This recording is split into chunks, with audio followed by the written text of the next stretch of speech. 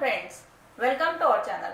Friends, आज आपण पाहणार आहोत ज्येष्ठ आईवडिलांचे अधिकार काय आहेत आणि कोणते अधिकार आहेत यावर पूर्ण व्हिडिओमध्ये माहिती पाहणार आहोत. फ्रेंड्स, व्हिडिओ पूर्ण बघा, लाईक, कमेंट, शेअर करा आणि सबस्क्राईब करायला अजिबात विसरू नका.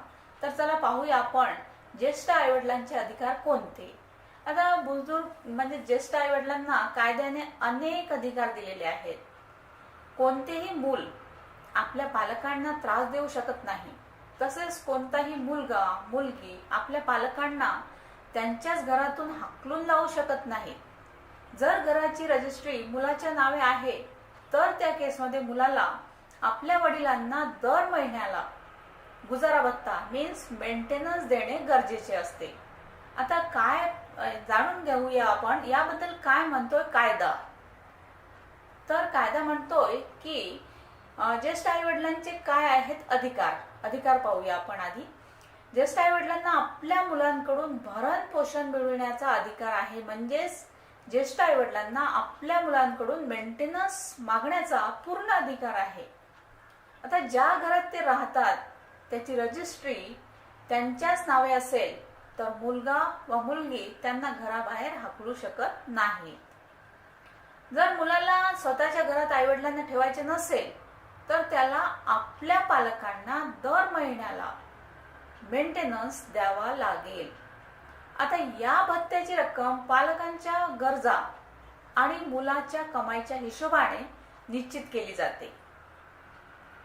आता मुलाने घराबाहेर हाकलल्यास काय कराल तर ज्येष्ठ नागरिक कायदा काय म्हणतोय पाहूया. ज्येष्ठ नागरिक संरक्षण अधिनियम 2005 अंतर्गत पालक अशा वेळी कारवाईची मागणी करू शकतात आणि CRPC चे कलम 125 म्हणजे CRPC सेक्शन 125 अंतर्गत मेंटेनन्सची मागणी करू शकतात. आणि नेक्स्ट आहे जिल्हाधिकाऱ्यांना तक्रार करता येते, त्यांच्याकडे तक्रार करता येते. नेक्स्ट आहे मुलाने मारहाण केली अथवा धमकी दिली तर पोलिसातही जाऊ शकतात, पोलिसातही तक्रार करू शकतात. तसेच पोलिसांनी तक्रार घेतली नाही तर मॅजिस्ट्रेट अथवा फॅमिली कोर्टात अपील करू शकतात.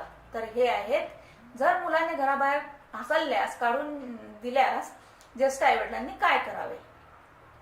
आता फसवून घर आपल्या नावे केले तर ते मान्य होत नाही.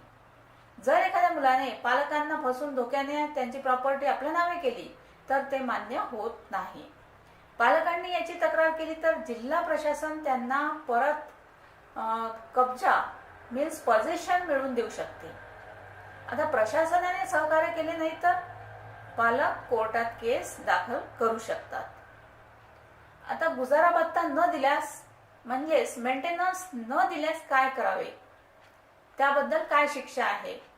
तर ऑर्डर नंतरही जर मुलाने आपल्या पालकांना गुजारा भत्ता दिला नाही, मेंटेनन्स भरला नाही तर त्याला 1 महिन्याच्या कारावासाची शिक्षा होऊ शकते. तसेच मुलगा मुलगी कोणत्याही रीतीने आपल्या ज्येष्ठ आईवडिलांना त्रास देऊ शकत नाही. तर फ्रेंड्स, ही होती अतिशय महत्त्वाची माहिती ज्येष्ठ आईवडिलांच्या अधिकाराबद्दल. थँक्यू.